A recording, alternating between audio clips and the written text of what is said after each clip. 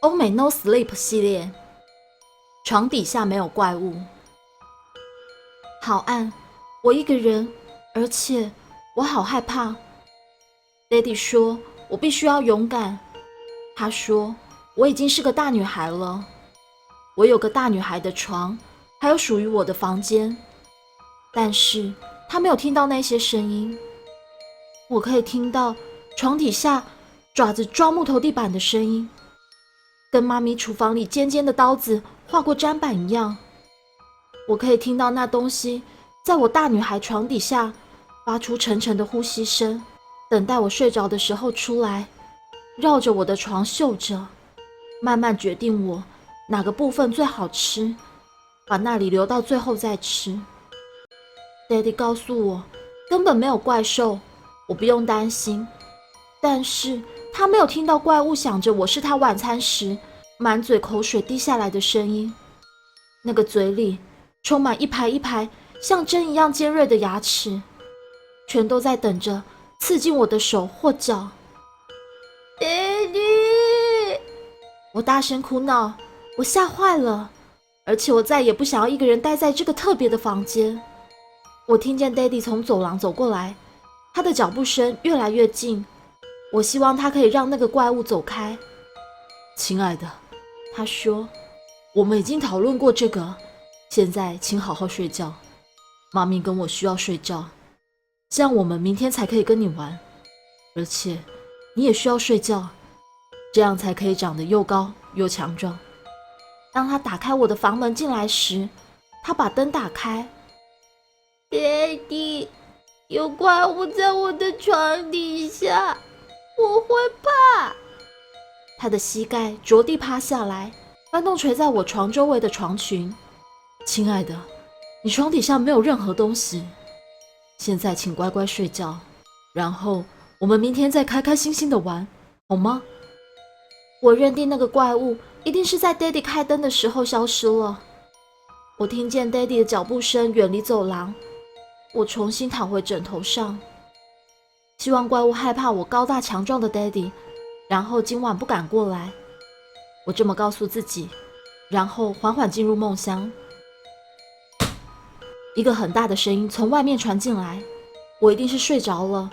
当我坐起来睁开眼睛时，我感觉到一阵快到看不见的东西过去后微微的风，是那个怪物在闻闻我，试着要从哪里开始吃它的猎物吗？它是不是边想边舔着嘴唇？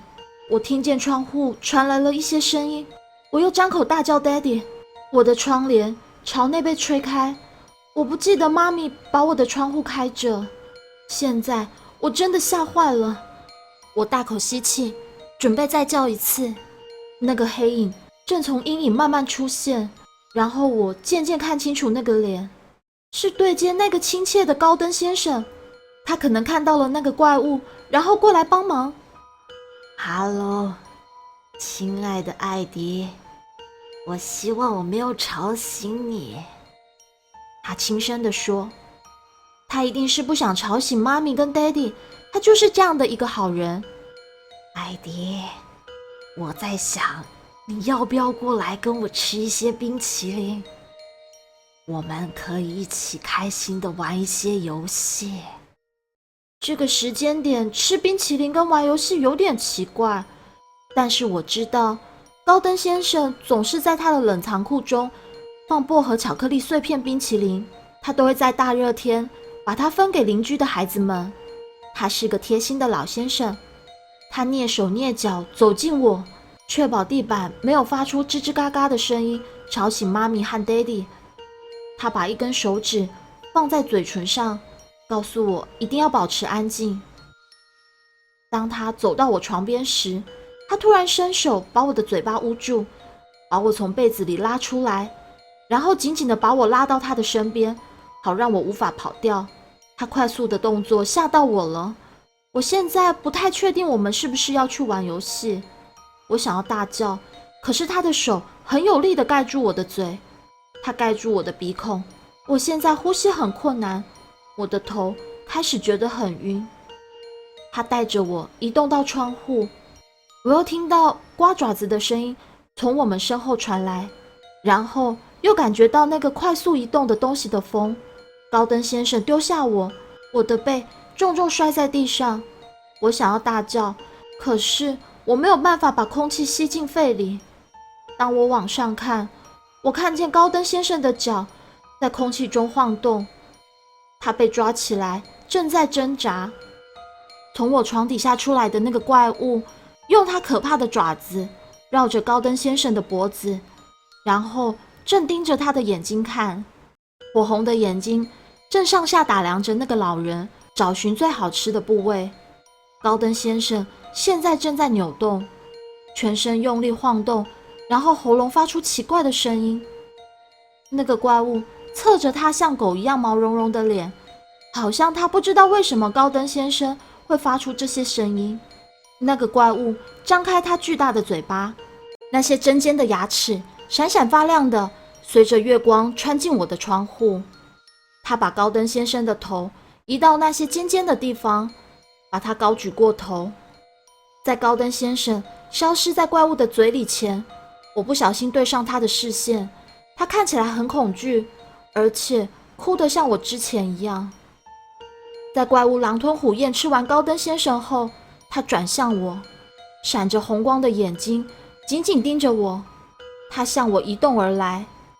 我现在喘过气来了，可是我已经吓到发不出声。我希望这一切都只是梦，然后我会在他碰到我之前醒来。